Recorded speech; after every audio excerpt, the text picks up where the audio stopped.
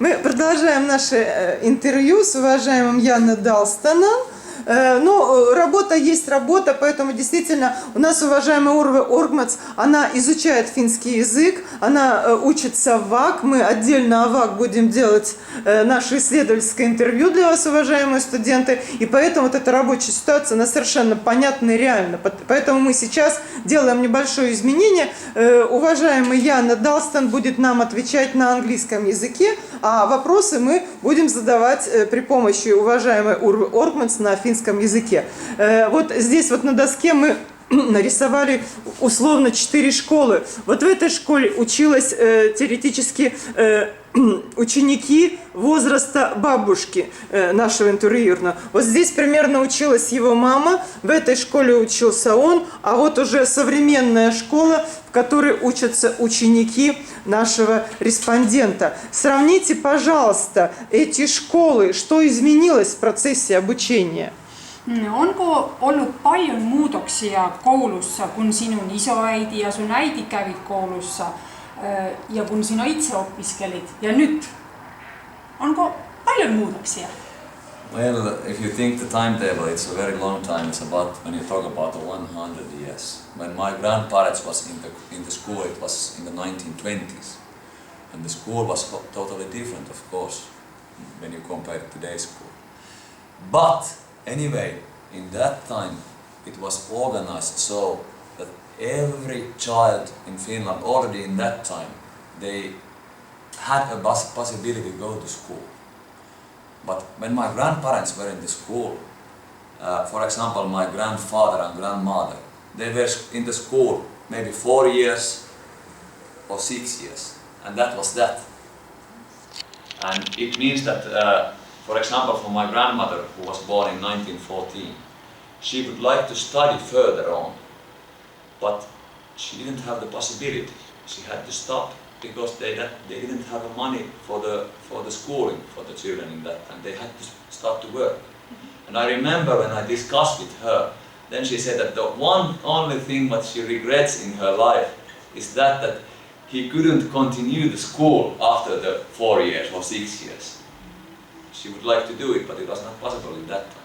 But then, when you compare to my mother's time, in 1950s, the schooling, my mother was the first generation who had also in the countryside. They had a possibility to go to the school, first in the lower classes, then in the upper classes, then even to the high school, and then to the university. And my grandparents, they had a possibility for schooling for maybe 4 or 6 years, but then their daughter, my mother, she had a possibility to go up to the university.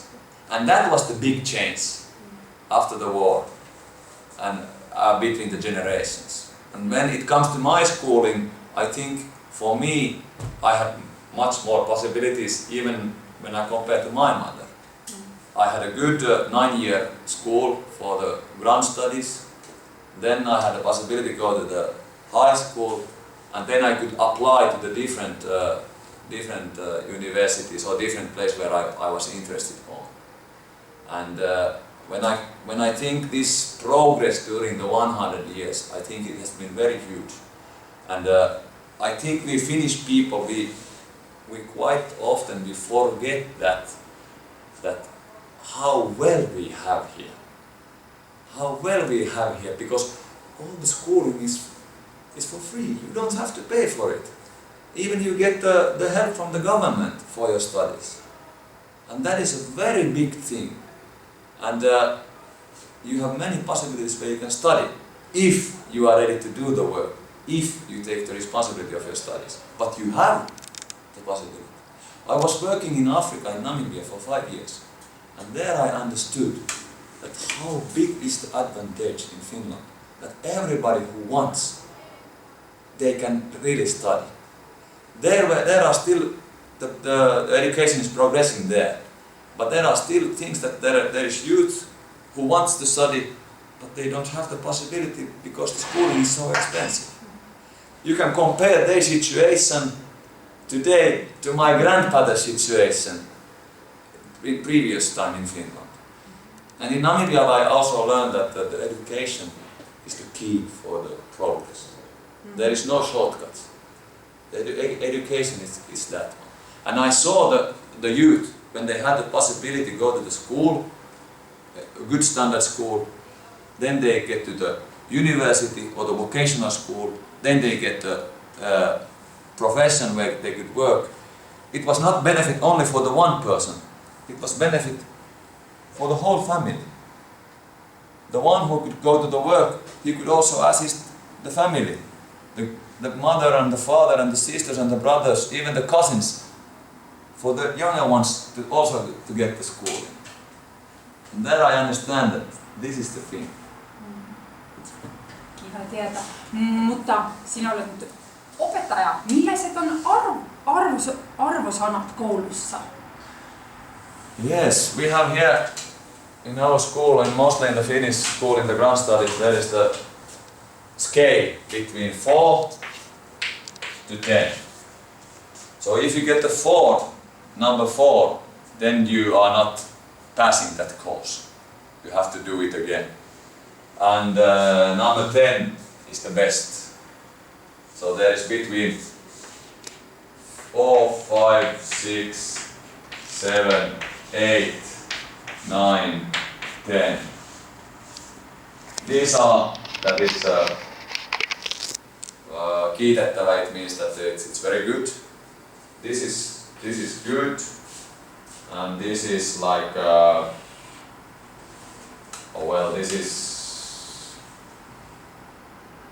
this is like a satisfactory, and this is like it's passed but it's not good, and this is not passed. This is the scale.